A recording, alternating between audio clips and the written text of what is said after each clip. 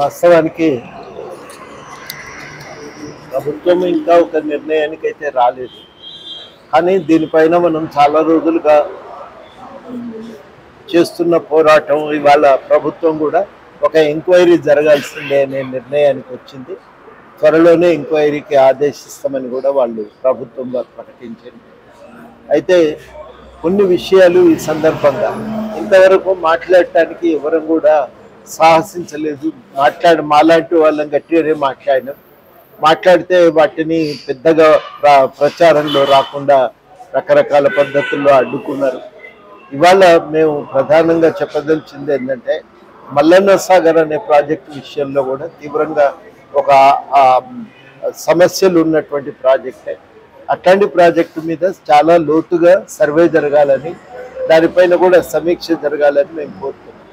మల్లన్న సాగర్ కట్టినప్పుడే అందరం చెప్పినాం ఇంత పెద్ద ప్రాజెక్టు, ఇంత పెద్ద రిజర్వాయర్ ఇక్కడ అవసరం లేదు, అది సమస్యాత్మకంగా మారుతుంది. ఎందుకంటే ఎక్కడికక్కడ నీళ్లు కాలువల నుంచి సప్లై అవుతున్నప్పుడు ఆ రిజర్వాయర్లో అన్ని నీళ్లు స్టోరేజ్కి అవకాశం కూడా ఉండదు.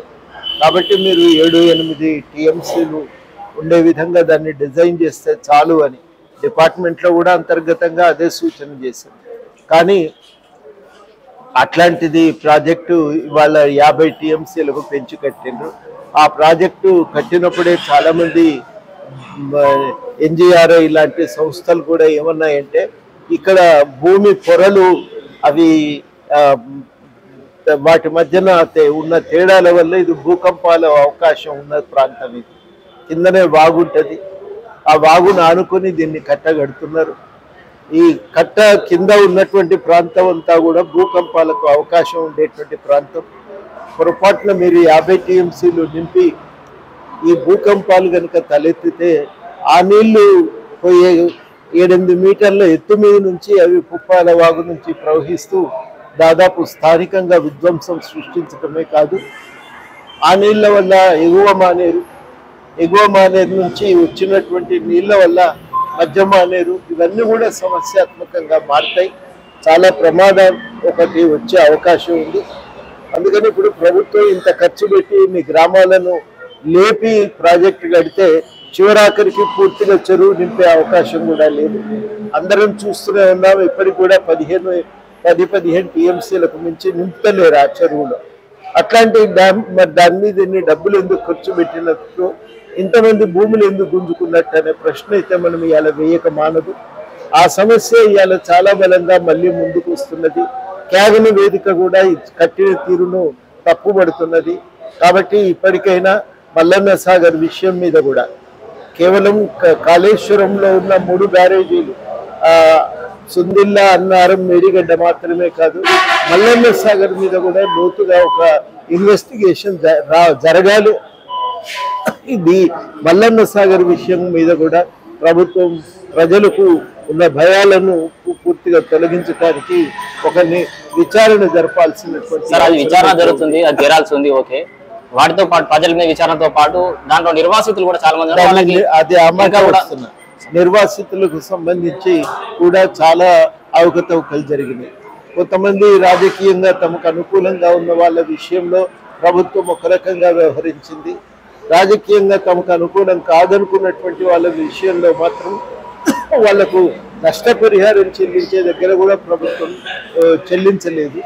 అట్లా చాలా తారతమ్యాలు, ఒక వివక్షతను ప్రభుత్వం ప్రదర్శించింది. ఇవాళ అందుకనే ఆ నిర్వాసితులకు రావాల్సిన పునరావాస ప్యాకేజీలు కూడా రాలేదు. ఈ పునరావాస ప్యాకేజీలు కూడా వెంటనే చెల్లించాల్సిన అవసరం. ఓకే సార్, అన్నిటి విషయంలో ఇన్వెస్టిగేషన్ నడుస్తుంది, సమీక్షలు అయితే నడుస్తున్నాయి. అవిషయాల పక్కన సార్ ఒకటే ప్రశ్న అందరికీ, కోదండరామ్ సార్ను టీఎస్పీఎస్సీ చైర్మన్ చేస్తారని, ఎమ్మెల్సీ ఇస్తారని రకరకాల ఊహాగానాలు నడుస్తున్నాయి బయట.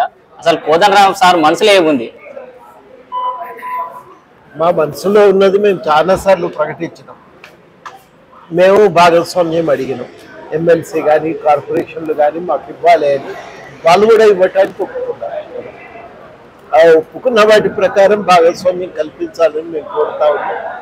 దానిపైన ప్రభుత్వం ఇప్పటికైతే ఎమ్మెల్సీది ప్రకటించింది, సంతోషం. ఇక ఆ ప్రక్రియ జరుగుతూ ఉంది.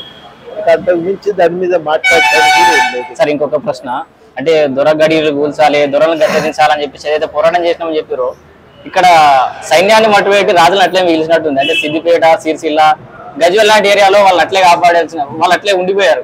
వాళ్ళు మళ్ళీ సైన్యం తయారు చేసుకునే అవకాశం ఉంది.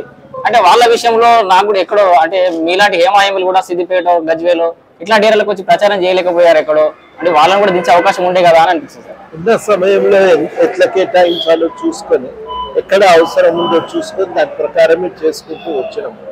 ఇక కొన్ని చోట్ల కుదరలేదు, గజ్వేలు ఇట్లా కుదరలేదు. ఆదిలాబాద్ కూడా కొన్ని ప్రాంతాలు పోలేకపోయింది. నిర్మల్ జిల్లా కానీ, ఆదిలాబాద్ జిల్లా కానీ, అట్లాగే గద్వాల కానీ పోలేకపోయింది, కుదరలేదు. ఉన్న కొద్దిపాటి సమయంలోనే 2 నెలన్నరే కదా, ఆ నెలన్నరలో ఎక్కువ తిరగటం కూడా కుదరలేదు. అది ఒకటొకటి నిర్ణయం తీసుకొని దాన్ని ప్రచారం చేసుకుంటూ పోయేసరికి కొంత సమయం పట్టింది. కానీ వీలైనంత వరకు అయితే అన్ని మూలలు కవర్ చేయగలిగాం. సార్ ఈ పార్లమెంట్ ఎన్నికల్లో కూడా సీట్లు ఏమైనా అడిగారా సార్? ఎన్ని చోట్ల పోటీ చేస్తారు? అది మేము ఇంకా అంతర్గతంగా చర్చించుకోలేదు, కానీ కాంగ్రెస్కే మద్దతును ఇచ్చి ఈసారి ఢిల్లీలో కూడా కాంగ్రెస్ గవర్నమెంట్ రావడానికి కృషి చేయాలనే ఆలోచనతో. Thank you. లేటెస్ట్ అప్డేట్స్ కోసం వాట్సాప్ ఛానల్ ని ఫాలో చేయండి అండ్ లింక్ డిస్క్రిప్షన్ లో ఉంది.